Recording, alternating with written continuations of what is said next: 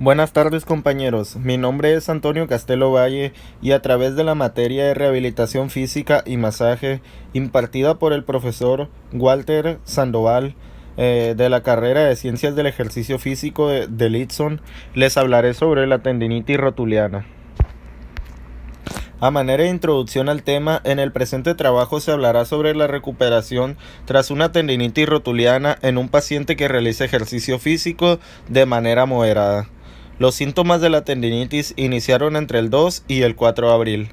Dentro de la exposición se abordarán diversos temas, entre los cuales se encuentran estadística, epidemiología, anatomía, tipos y clasificación, presentación del paciente, tabla de atenciones, complicaciones, entre otros. Concepto. La tendinitis rotuliana es una inflamación o lesión del tendón rotuliano, el tejido que une la rótula a la tibia. Es una lesión que se produce por sobrecarga, movimientos repetitivos que causan daño o irritación en los tejidos. Según Bonilla, son microtraumas repetidos en la unión del hueso y el tendón, y cuando éste supera la capacidad para autocurarse, se activa la reparación del tejido dañado y se produce una respuesta inflamatoria a la que llamamos tendinitis. Estadística y epidemiología. Epidemiología. La determinación de la prevalencia de las lesiones por sobreuso es difícil, ya que a menudo no son registradas. Sobredo, en 2017, afirma que en los deportistas no profesionales la prevalencia varía entre un 2.5 en futbolistas y el 14.4 en jugadores de voleibol. Por el contrario, en aquellos deportes de élite, el 40 y 50% de los deportistas se ven afectados. Estudios epidemiológicos de Zumbana mostraron que 8 de 34 practicantes de ejercicio físico, específicamente de CrossFit, habían informado haber sufrido algún tipo de lesión, siendo la articulación de la rodilla la región más frecuente afectada y el tipo de lesión más referida de tipo agudo. Estadística. Fernández comenta que entre un 30 y un 50% de las lesiones deportivas afectan al tendón rotuliano.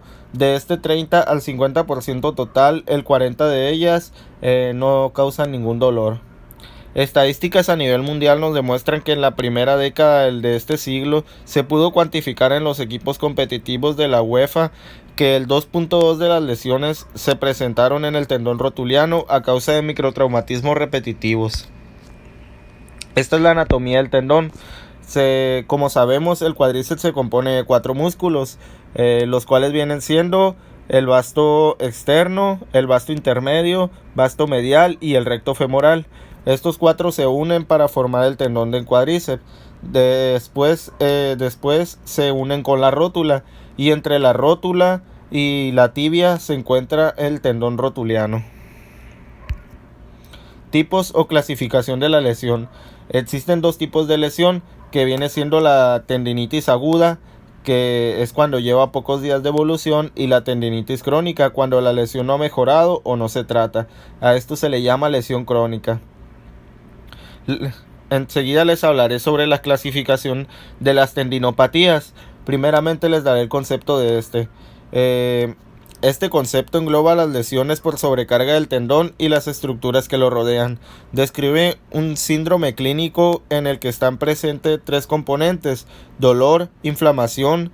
Esta inflamación puede ser difusa o localizada e impotencia funcional. Dentro de este grupo de lesiones se encuentran las tendinosis, tendinitis, paratendinitis y tenosinovitis. Las tendinosis vienen siendo un proceso degenerativo del tejido que conforma el tendón. Es decir, en estos casos hay un desgaste del tendón, no solo inflamación. Viene siendo cuando una tendinitis no se resuelve y se vuelve crónica. Las tendinitis es una lesión reciente del tendón. Es muy dolorosa y se acompaña por el aumento de volumen, limitación para el movimiento y rigidez. Las paratendinitis son cuadros clínicos donde aparece una verdadera inflamación y hiperemia peritendinosa y que corresponde histológicamente con un infiltrado de células inflamatorias, o sea que los tendones que se deslizan sobre una superficie ósea. Y las tenosinovitis, existe un verdadero proceso inflamatorio. Suele suele existir de fondo una enfermedad inflamatoria sistemática, respuesta de esta estructura a microagresiones de repetición, tracción y estiramiento.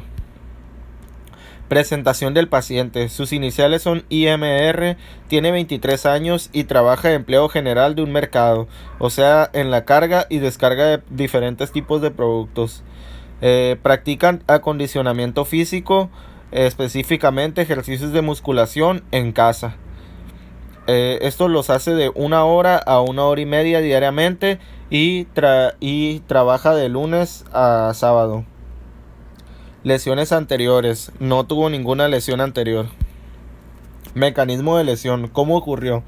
Primeramente, al terminar una sesión de entrenamientos de tren inferior, específicamente de sentadillas, desplantes, sentadillas, sumos y brincos, empezó a sentir un dolor muy leve en la zona inferior de la rótula y el punto donde el tendón rotuliano se conecta con el hueso de la espinilla. Este se quitó después de unas horas. Esto fue el 2 de abril.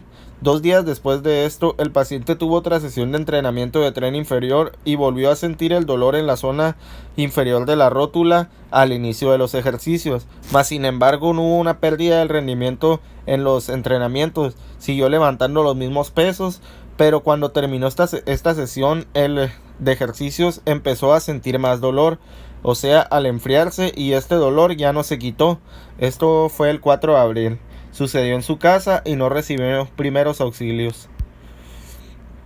Cuadro clínico, signos y síntomas. Como sabemos, los signos es lo que se ve y los síntomas es lo que siente el paciente. De los signos que normalmente hay en las tendinopatías son la inflamación, enrojecimiento en la zona afectada y el calor en la zona afectada. El paciente de nosotros no presentó ninguno de estos, no presentó ningún signo. Mas sin embargo sí presentó diferentes síntomas, entre los cuales se encuentran sensibilidad, o sea dolor, en la zona inferior de la rótula y el punto donde el tendón se conecta con el hueso de la espinilla, sensación de rigidez en la articulación, debilidad en la pierna derecha al flexionar y extender y dolor constante sin la realización necesaria de algún movimiento. Otro síntoma que normalmente aparece pero que el paciente de nosotros no tuvo es el dolor en el cuádriceps o en la pantorrilla o ambos. Exploración física. El diagnóstico se tuvo de acuerdo a los síntomas presentados por el paciente tras la exploración física, la cual consistió en realizar palpación en la zona inferior de la rótula y el punto donde el tendón se conecta con el hueso de la espinilla derecha. El paciente, al sentir esto, tuvo un severo dolor. Prueba física, la cual consiste en la movilización, flexión y extensión de la rodilla. El diagnóstico se sabe de acuerdo a los síntomas que tenga el paciente y el punto de dolor. Hay otras maneras de saber si el paciente tiene alguna tendinopatía. Esto es a través de un examen físico en el que se localiza la zona afectada guiándose por el dolor, la hinchazón y el calor de la piel que recubre el área sensible. No se aplicó esto pues el paciente no presentaba ningún signo. Ultrasonidos y resonancia magnética también son otras maneras de saber si el paciente tiene alguna tendinopatía, mas sin embargo esto tampoco se aplicó. Diagnóstico. De acuerdo a los síntomas presentados por el paciente, se llega a la conclusión de que es una tendinitis rotuliana de la pierna derecha. El paciente no se realizó ningún estudio de gabinete. Complicaciones. Para evitar el dolor en la rodilla ocasionada por la lesión, las personas recargan su peso en la pierna contraria y como consecuencia de esto se aumenta el riesgo de lesión en la pierna sana.